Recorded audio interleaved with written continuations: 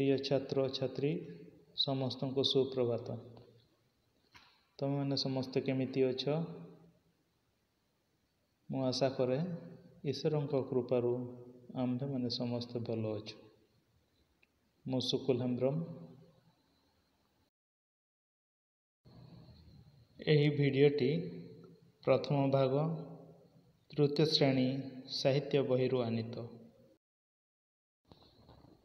प्रिय छात्र छात्री समस्ते निज बहीटी को खोल। पृष्ठा 42। आज आम्भे माने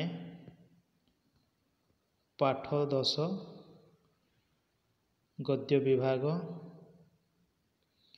चोर पुलिस विषयटी को पढ़िबा एवं शिखिबा। चोर पुलिस जेसबेन नाम जड़े जैन धर्मगुरु थिले। निजर साधुता और सच्चोटता निमंते तांकर बेस सुनाम थिला। बौद्ध भिक्षु मानक परी भिक्षा करी से प्रत्येक दिन निजर आहार संग्रह करुथिले। दिनकर घटना जेसबेन सकाळु सकाळु बाहरी जाइथिले भिक्षा संग्रह उद्देश्य, किंतु दुर्भाग्य को से दिन मध्याह्न अतिक्रांत हो जिबा परे मध्य तांकु कौनसी भिक्षा मिली नथिला। सेते बेलकु भोकरे तांको पेट आउटु पाउटु हेउथाए।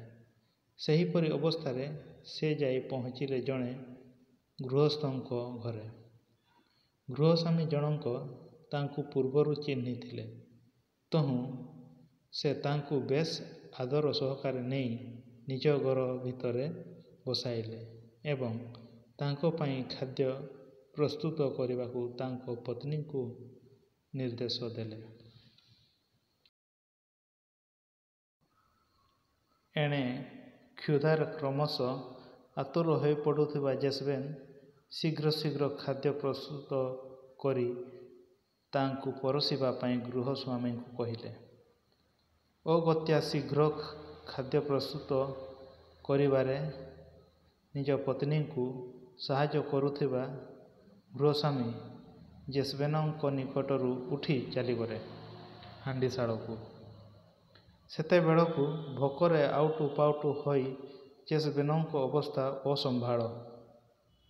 एही समय रे जेसबेन जेउ कोठरी रे बसिथिले सेही कोठरी रे थिबा थाकरे एक काच जार रे किछि सुस्वादु बिस्कुट भर्ती होई रहिथिबा तांको आखि रे पड़िला। बिस्कुट भर्ती बोतलटी को देखिदेवा परे जेसबेनक भोक कहीं केते गुणरे बढ़ीगला। से आउ असंभाळी होई रही पारिले नहीं। निज पाद टिपि टिपि से उठीगले सही बोतल निकटकू। किछि समय परे जेसबेनक चित्कार शुणागला, चोर चोर, चोरी करुथिबा अवस्था मु धरी पकाइछि। ए प्रकार पाटी शुणी रोषेई घरे खाद्य प्रस्तुत व्यस्त थिबा पति पत्नी आश्चर्यचकित होई दौड़ी आसिले जेसबेन बसिथिबा कोठरी मध्यकू।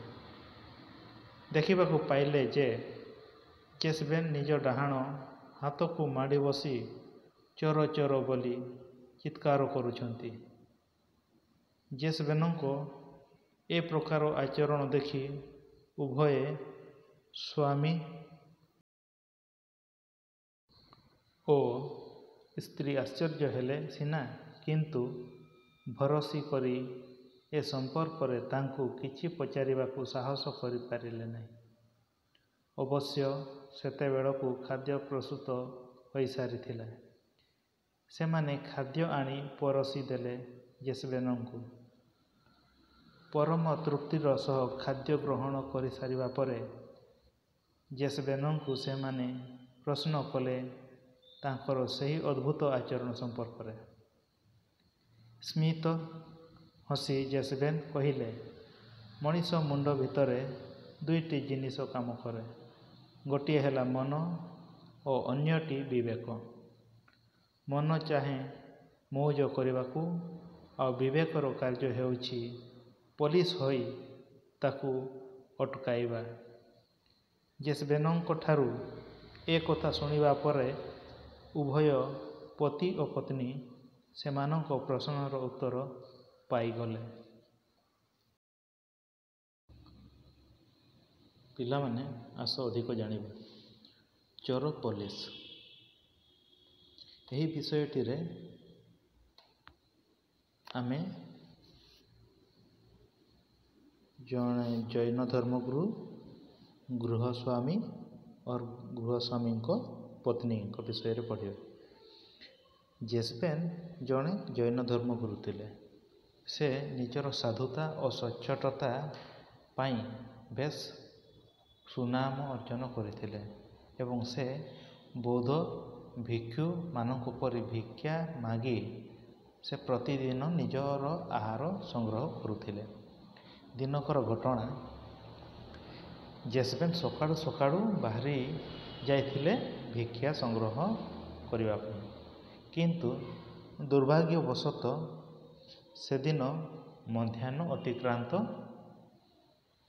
ହୋଇଯାଇଥିଲା ଏବଂ ତାଙ୍କୁ କୌଣସି ଭିକ୍ଷା ମିଳିନଥିଲା। ସେତେବେଳକୁ ଭୋକରେ ସେ ଆଉଟୁ ପାଉଟୁ ହେଉଥାଏ। ସେହି ସମୟରେ ସେ ଯାଇ ଗୋଟିଏ ଗୃହସ୍ଥଙ୍କ ଘରେ ପହଞ୍ଚିଲା ଏବଂ ଗୃହସ୍ୱାମୀ ଜେଜବେନଙ୍କୁ ପୂର୍ବରୁ ଚିହ୍ନିଥିଲେ। ତେଣୁ ସେ ବେଶ ଆଦର ସହକାରେ ନେଇ ନିଜ ଘର ଭିତରେ ବସାଇଲେ ଏବଂ ତାଙ୍କ ପାଇଁ ଖାଦ୍ୟ ପ୍ରସ୍ତୁତ କରିବାକୁ ତାଙ୍କ ପତ୍ନୀ ଅଗତ୍ୟାଙ୍କୁ କହିଲେ। ଏତେବେଳକୁ ଜେଜବେନ୍ ଭୋକରେ ଆତୁର ହୋଇପଡ଼ୁଥିଲେ, ଯେପରିକି ତାଙ୍କୁ ଶୀଘ୍ର ଶୀଘ୍ର ଖାଦ୍ୟ ପ୍ରସ୍ତୁତ କରି ତାଙ୍କୁ ପରସିବେ। ଗୃହସ୍ୱାମୀ ଜଣକ ଶୀଘ୍ର ଖାଦ୍ୟ ପ୍ରସ୍ତୁତ ନିମନ୍ତେ ନିଜ ପତ୍ନୀ ଅଗତ୍ୟାଙ୍କୁ ଖାଦ୍ୟ ପ୍ରସ୍ତୁତରେ ସାହାଯ୍ୟ କରୁଥିଲେ ଏବଂ ଜେଜବେନ୍ ଏକୁଟିଆ ଏକ କୋଠରୀରେ ବସିଥିଲେ। ସେତେବେଳକୁ ଭୋକରେ ଜେଜବେନ୍ ଆଉଟୁ ପାଉଟୁ ହୋଇ ଜେଜବେନଙ୍କ ଅବସ୍ଥା ଅସମ୍ଭାଳ। ଠିକ୍ ସେହି ସମୟରେ ଜେଜବେନ୍ ଯେଉଁ କୋଠରୀରେ ବସିଥିଲେ ସେହି କୋଠରୀରେ ଥିବା ଏକ ଥାକରେ ଏକ ବିସ୍କୁଟ ଭର୍ତ୍ତି ହୋଇଥିବା କାଚ ଜାରରେ ଥିଲା ଏବଂ ବିସ୍କୁଟ ଭର୍ତ୍ତି ବୋତଲଟିକୁ ଜେଜବେନ୍ ଦେଖିଦେବା ପରେ ଜେଜବେନଙ୍କ ଭୋକ ଆହୁରି ଅଧିକ ମାତ୍ରାରେ ବଢ଼ିଗଲା। ସେ ଆଉ ଭୋକ ସମ୍ଭାଳି ନ ପାରି ରହିପାରିଲେ ନାହିଁ। ନିଜ ପାଦକୁ ଟିପି ଟିପି ନିଜ ପାଦକୁ ଧୀରେ ଧୀରେ ଆଗେଇ ସେହି ବିସ୍କୁଟ ଭର୍ତ୍ତି ଥିବା କାଚ ଜାର ପାଖକୁ ଗଲେ।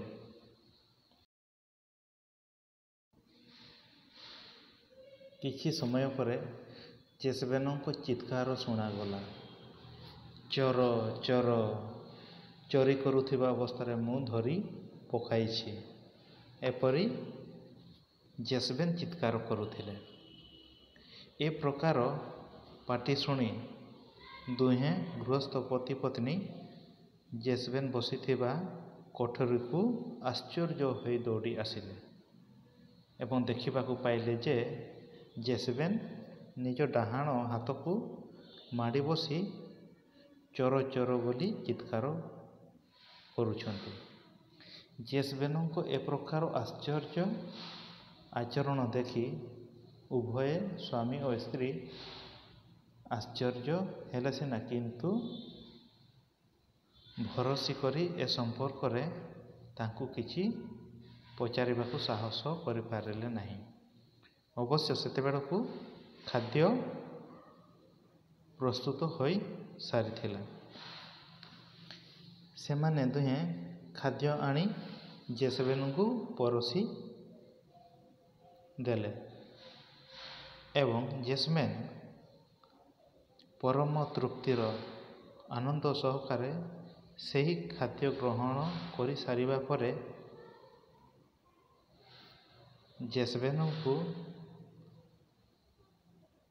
ସେହି ପତି ପତ୍ନୀ ପ୍ରଶ୍ନ କଲେ ତାଙ୍କର ସେହି ଅଦ୍ଭୁତ ଆଚରଣ ସମ୍ପର୍କରେ ଏବଂ ଜେଜବେଲ୍ ସ୍ମିତ ହସି ସେମାନଙ୍କୁ କହିଲେ ଯେ ମଣିଷ ମୁଣ୍ଡ ଭିତରେ ଦୁଇଟି ଜିନିଷ କାମ କରେ, ଗୋଟିଏ ହେଲା ମନ ଓ ଅନ୍ୟଟି ବିବେକ। ମନ ଚାହେଁ ମଉଜ ବା ଆନନ୍ଦ କରିବାକୁ, ଆଉ ବିବେକର କାର୍ଯ୍ୟ ହେଉଛି ପୋଲିସ ହୋଇ ତାକୁ ଅଟକାଇବା। ଜେଜବେଲଙ୍କ ଠାରୁ ଏକଥା ଶୁଣିବା ପରେ ଉଭୟ ପତି ଓ ପତ୍ନୀ ସେମାନଙ୍କ ପ୍ରଶ୍ନର ଉତ୍ତର ପାଇଗଲେ ବା ସେମାନେ ପ୍ରଶ୍ନ କରିଥିବା ପ୍ରଶ୍ନର ଉତ୍ତର ପାଇଲେ। ପିଲାମାନେ, ଏହି ଗଦ୍ୟରୁ ଆମେ କ'ଣ ଶିଖିଲୁ? ଏହି ଗଦ୍ୟରୁ ଆମେ ଏହା ଶିଖୁ ଯେ ପ୍ରତ୍ୟେକ ମଣିଷ ମୁଣ୍ଡରେ ବା ଆମ ମସ୍ତିଷ୍କରେ ଦୁଇଟି ଜିନିଷ ସର୍ବଦା ବା ସବୁବେଳେ କାମ କରେ। ତାହା ହେଉଛି ଗୋଟିଏ ମନ ଏବଂ ଅନ୍ୟଟି ହେଉଛି ବିବେକ। ଆମ ମନ, ମଣିଷ ମନ ଏକ ଚୋର ସଦୃଶ ଏବଂ ଆମ ମସ୍ତିଷ୍କରେ ଯେଉଁ ବିବେକ କାମ କରେ ତାହା ଏକ ପୋଲିସ ପରି କାମ କରିବା ଦରକାର ବା ସେ ପୋଲିସ ହୋଇ କାମ କରେ। ମନ ସର୍ବଦା ଖୁସି କରିବାକୁ ଚାହେଁ ଏବଂ ବିବେକ ସବୁବେଳେ ବିଚାର କରି ତାହା କରିବା ଉଚିତ କି ଅନୁଚିତ ହୋଇ ମନକୁ ବାଧା ଦେବା ଦରକାର।